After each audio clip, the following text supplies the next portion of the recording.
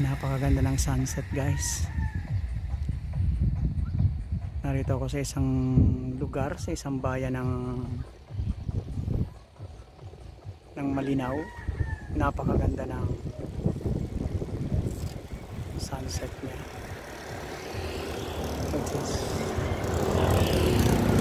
Nasa tuktok ng bundok. Ito yung inaabangan ko na makita dito sa lugar na to, dahil minsan na akong nagbike dito umaga, pero sabi ko magbabike ako ng hapon. Hindi, nakita ko napakaganda ng sunset nasa tuktok ng bundok. Just imagine. Pero guys, sa kabila ng problema ko, dahil just imagine, meron kayong isang group chat, tapos biglang mawawala ka rin sa group chat. Yan. So isang napakagandang scenery, nakakawala ng problema to, nakakawala ng stress.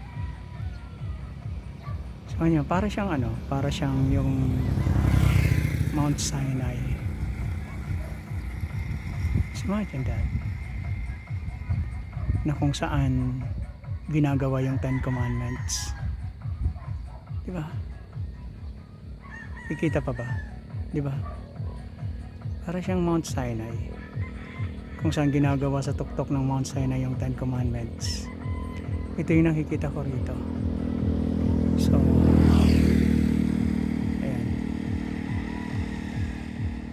So isang napaka rare scenes na makita mo, ang paglubog dun sa tuktok ng bundok, paglubog ng araw sa kabila. Napakaganda.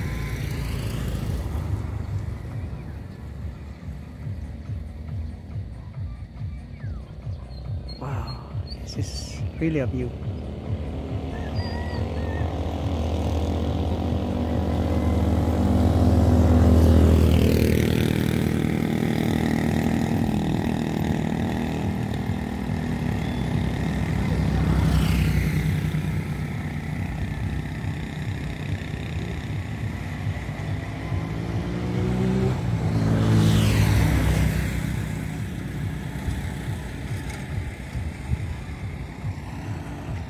Imagine that.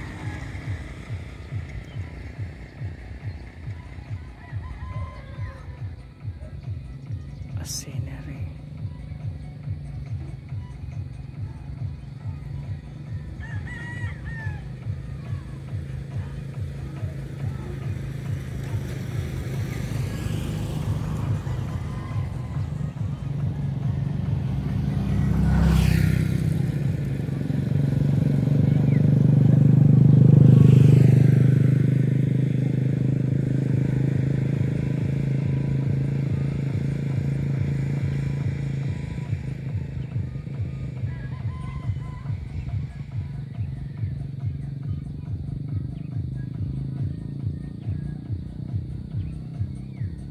And behind this scenery, alam niyo kung ano? Ayun, Mayong volcano. Wow.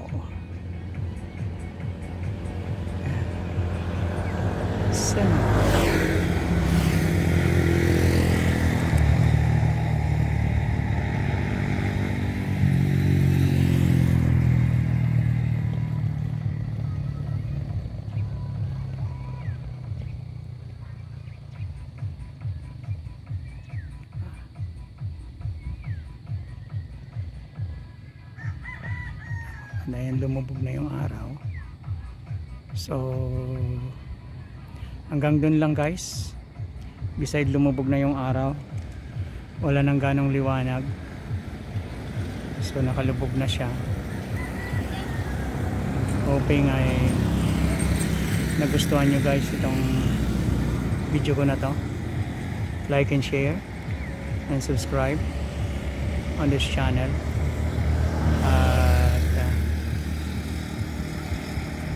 Itong vlog na to ay yung mga na-experience natin sa pagbabike, pati na yung mga nakikita natin.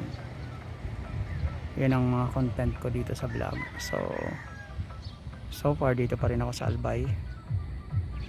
So kaya pwede po ninyong panoorin yung lahat ng mga makikita ko dito sa Albay. Dahil pupuntahan ko yung mga lugar through biking na gamit ang mountain bike. So kaya mountain bike ang pinili ko na gamitin dito kasi pupunta rin tayo doon sa mga mountainous na lugar at magbabike din tayo doon. So yung road bike kasi para lang sa highway.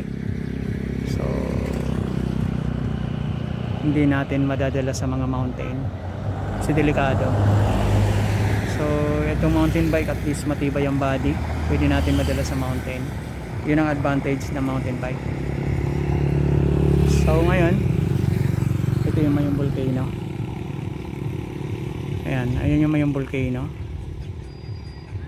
na napakaganda at pwede mong ma-enjoy ang kanyang kagandahan.